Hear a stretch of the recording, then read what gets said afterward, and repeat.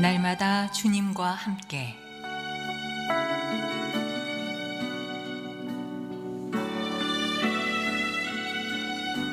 오늘 말씀에 강북-제1교회 황형택 목사입니다.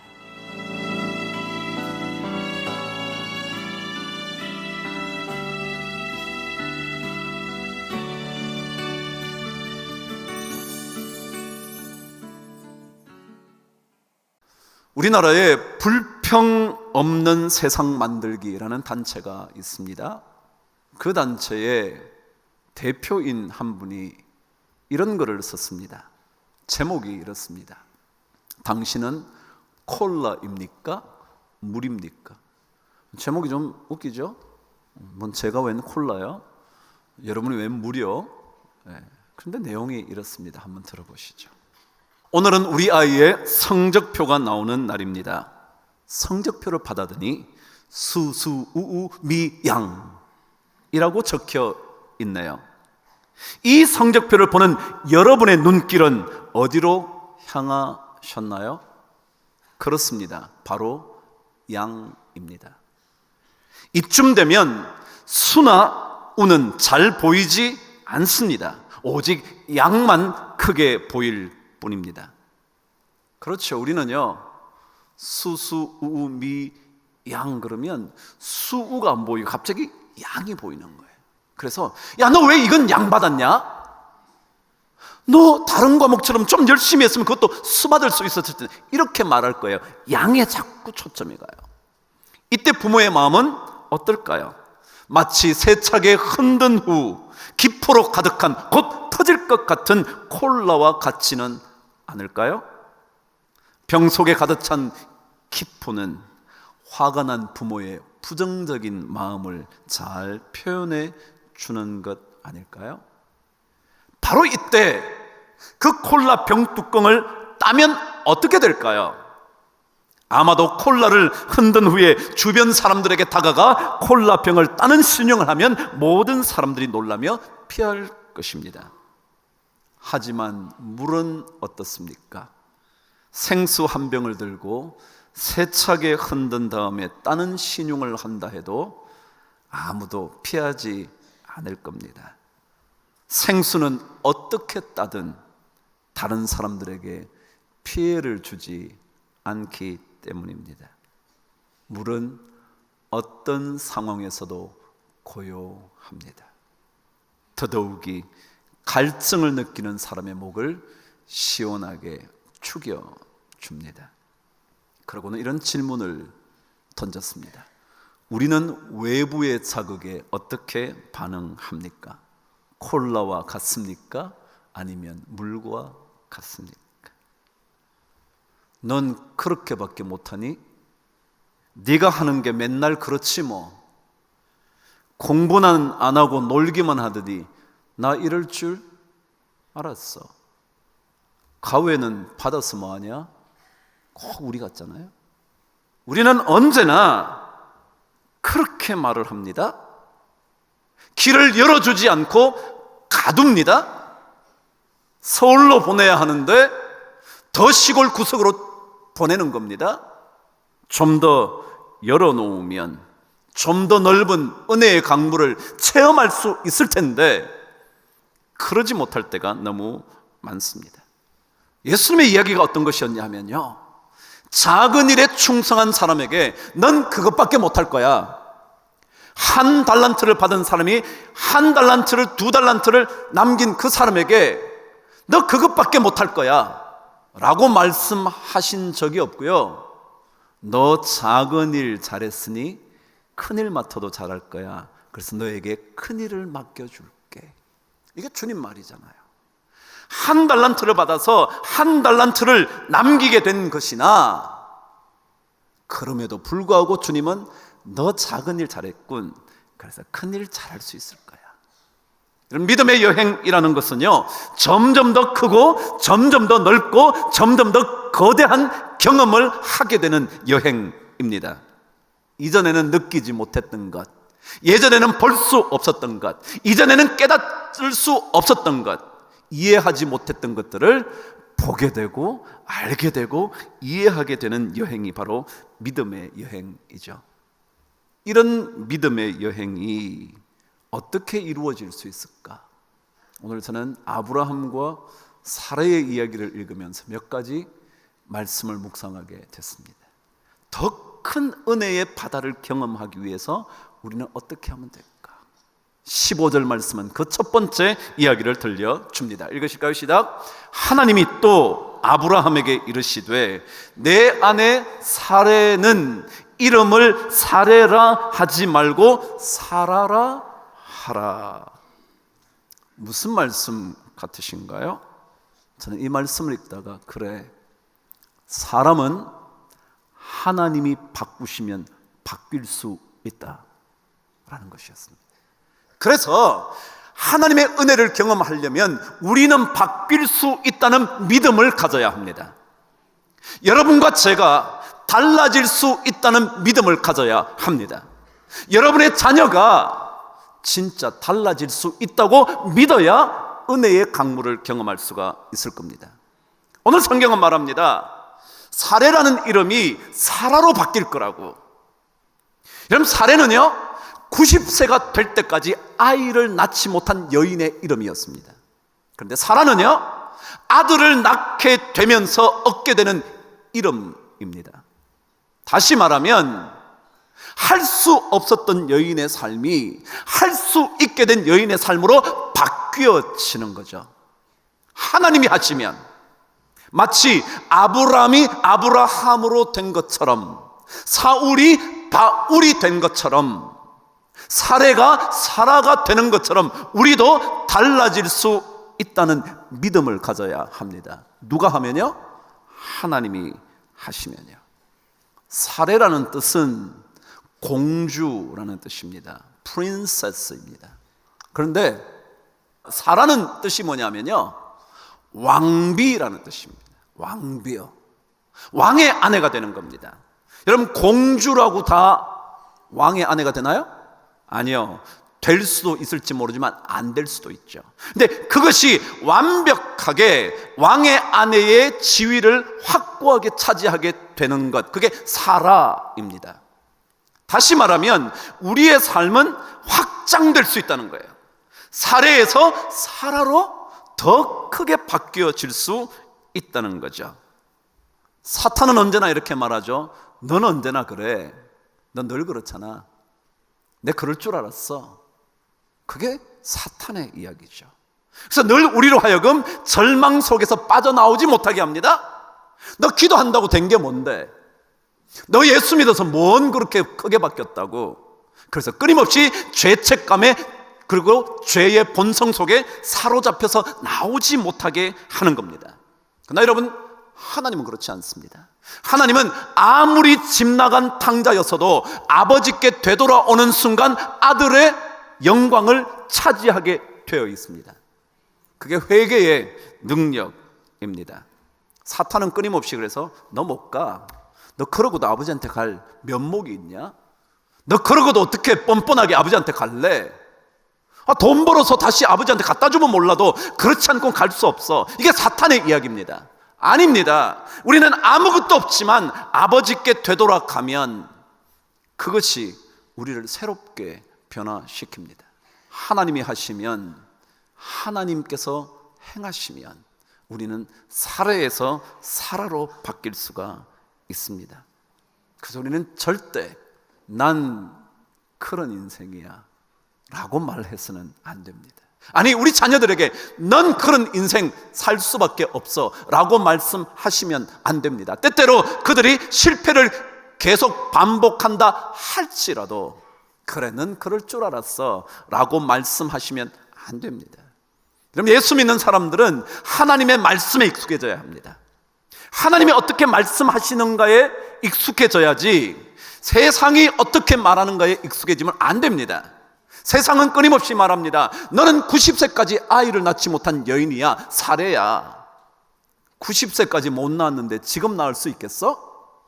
라고 말할 때 아니라고, 하나님께서 낳게 하시면 90이 아니라 100이어도 낳는다고. 이게 하나님 말씀이에요.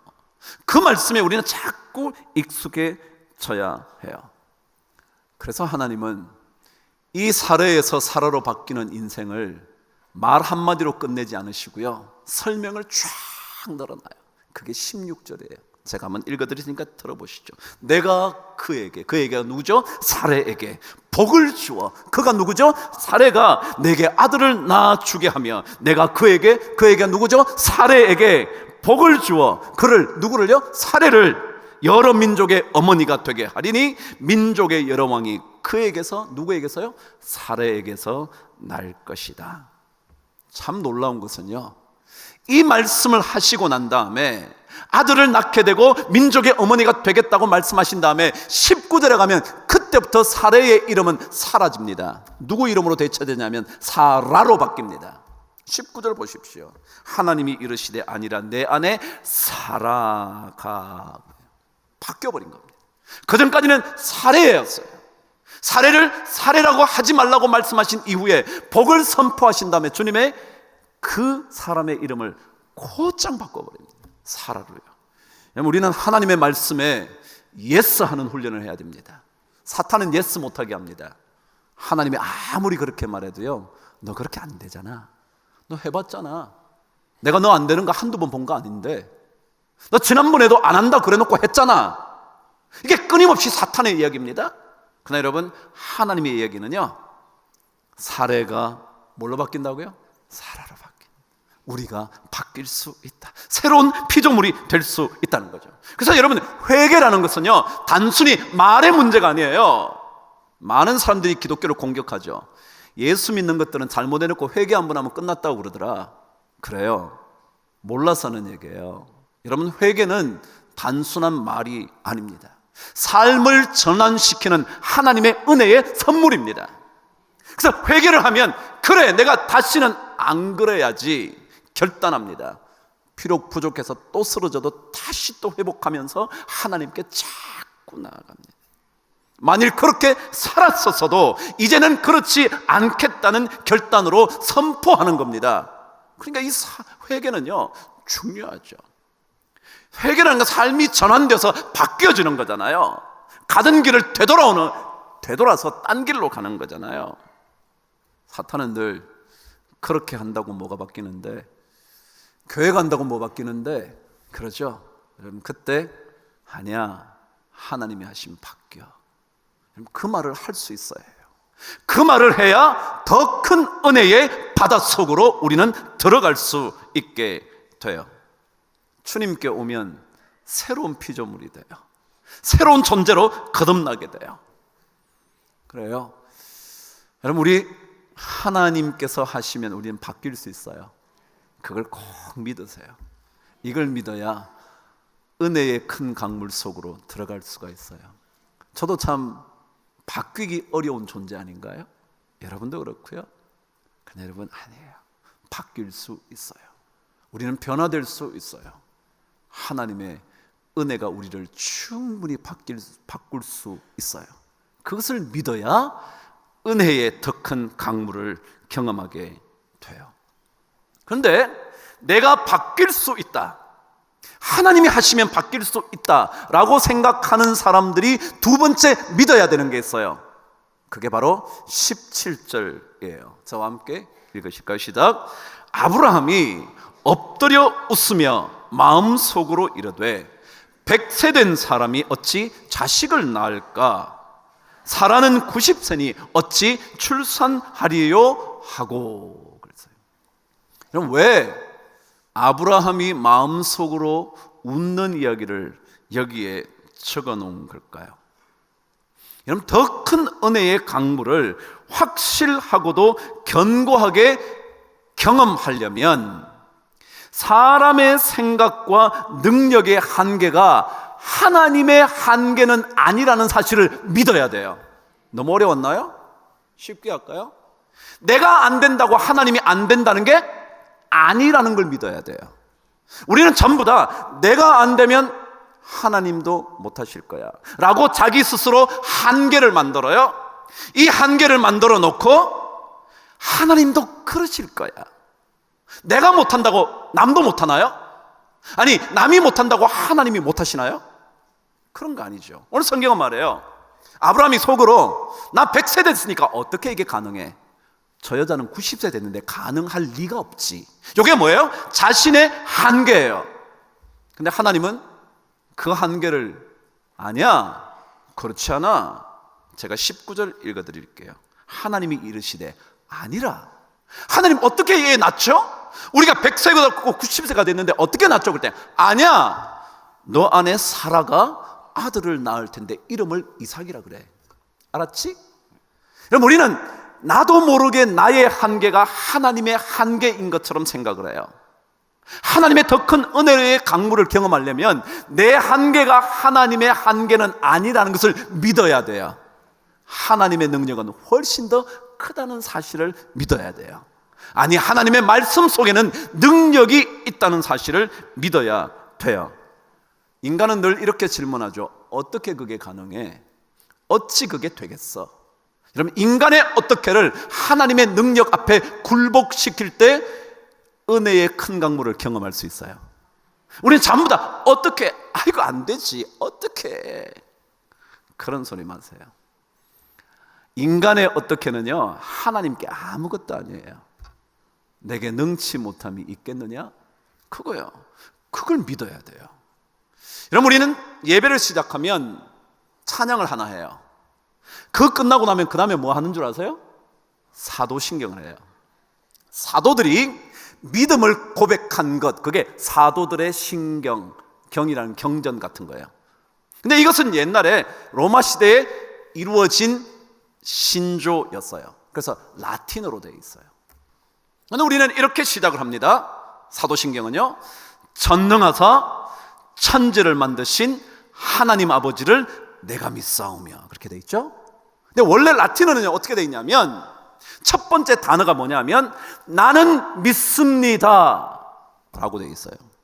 라틴어로 하면 그냥 아무것도 없이요, 라틴어는 동사 하나만 봐도 그것이 주어가 무엇인 줄 알아요. 어떻게 되어 있냐면 크레도 그렇게 되어 있어요. 크레도는 뭐냐면 내가 믿습니다 그렇게 되어 있어요. 자, 그래서 어떻게 고백했냐면 하나님, 제가 믿습니다. 그 다음에 뭘 믿냐면 하나님이 아버지이신 것을, 그래요. 그래서 credo in deum patrem 그래요. deum이 하나님, patrem 들어보시면 father, 아버지요.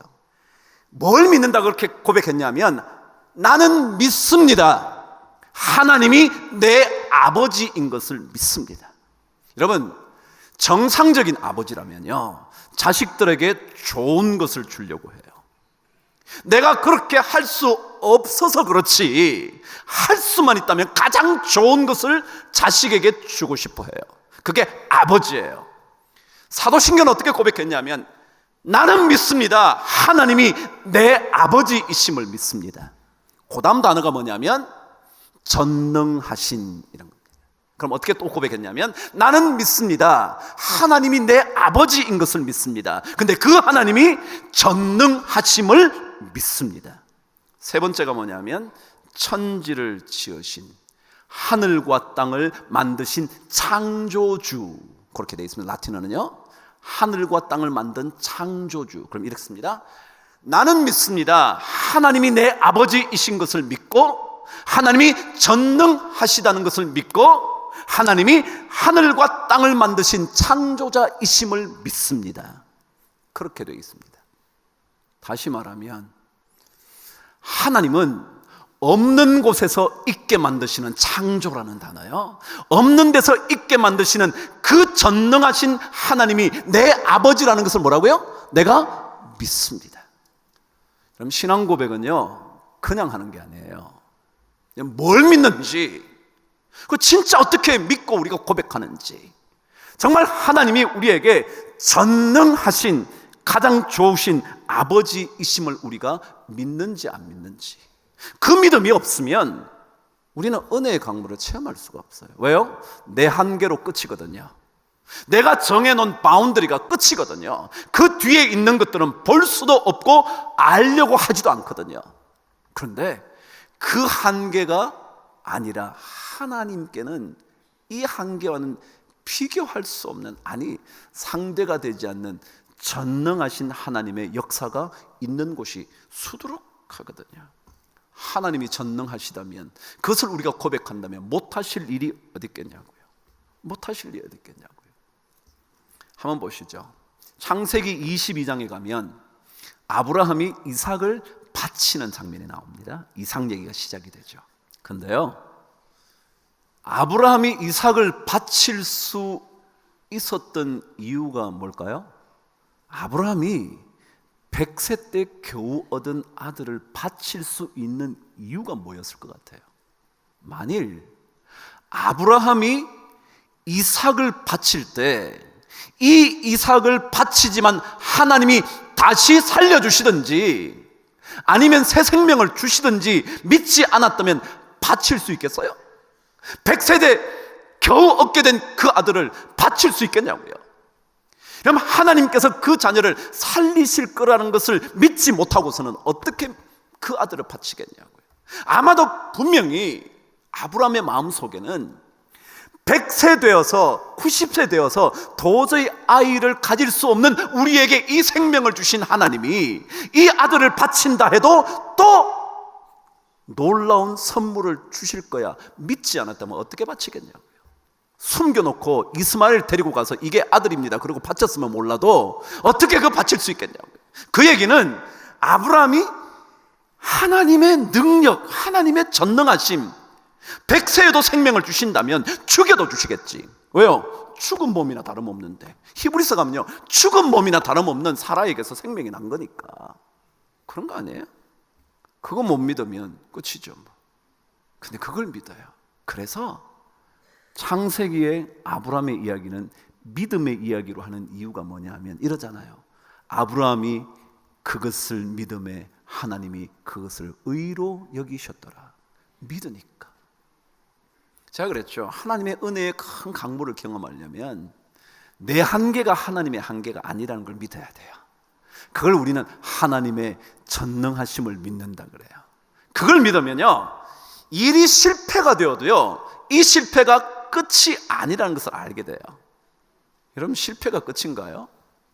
내 자식의 한 번 실패가 끝인가요? 2번 실패는 끝입니까? 10번 실패는 끝입니까?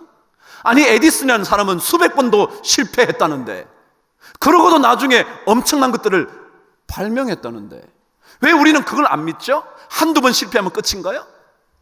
하나님께는 그럴 수 없어요. 그거예요. 내 능력 정도에 사로잡혀 있어서는 절대로 엄청난 은혜의 물줄기로 들어갈 수가 없어요. 왜냐하면 내 한계가 하나님의 한계일 수는 절대 없거든요.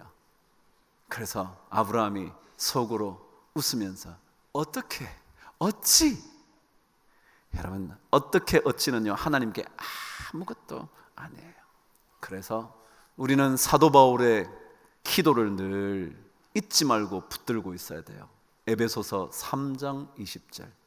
우리 가운데서 역사하시는 능력대로 우리가 구하거나 생각하는 모든 것에 더 넘치도록 능히 하실 분이 있다는 거예요. 우리는 우리가 구하는 것, 그 정도만 돼도 괜찮다고 생각해요. 그러나 하나님은 그 정도 아니에요. 구하거나 생각하는 모든 것에 뭐요? 더 넘치도록 충분히 하실 수 있는 분, 능히 하실 수 있는. 여러분의 한계를 하나님의 한계라고 생각하지 마세요. 욥의 고백처럼 하나님께서 물을 부어 놓으시면, 쏟아 부으시면 마른 땅이 뒤집어질 만큼 물이 감당할 수 없을 거라고 욥기 옛날에 제가 말씀드렸잖아요. 그 하나님이시거든요. 한 번 실패 두려울 거 없어요. 2번 실패 안 된다고 말하지 마세요. 3번 실패 사탄의 음성에 귀 기울이기 딱 좋을 때야. 너 3번 해도 안 되잖아. 3판 3판 너 끝났어. 그런 거 없어요, 여러분. 하나님은요, 우리가 구하거나 생각하는 모든 것에 더 넘치도록 능히 하실 이에게 교회 안에서와 그리스도 예수 안에서 영광이 대대로 영원 무궁하리로다. 그런 거예요. 우리야 달라질 수 있어요. 저는 달라져서 요만큼까지 왔어요. 더 달라질 수 있어요. 전 그게 기대가 돼요.